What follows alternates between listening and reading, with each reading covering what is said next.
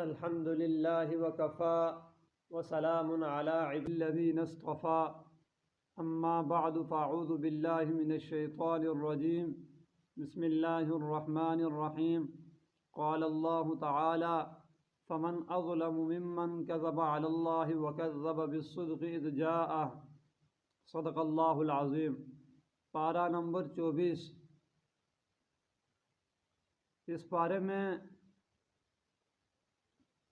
3 حصے ہیں۔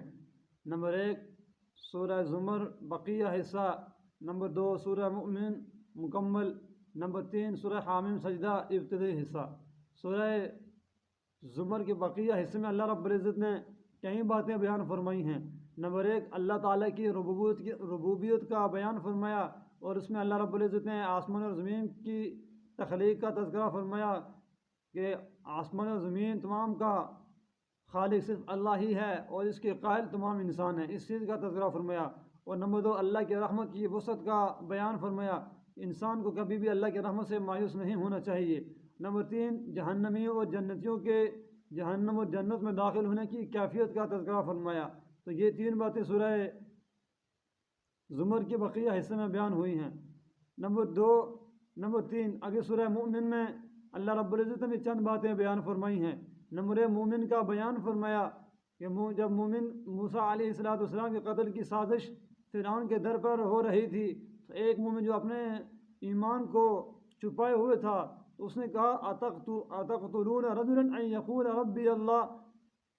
اس فرعون اور اس کے درباروں کو موسیٰ علیہ السلام کے قتل سے ڈرایا اور کہا کہ اس کا انجام بہت برا ہوگا۔ تو یہ اس آدمی نے فرعونیوں کو موسیٰ علیہ السلام کے ڈرانے کے اوپر اور ان کو اس طرح سازش کے متعلق ان کو ڈرایا کہ آپ ایسا کام نہ کیجیے۔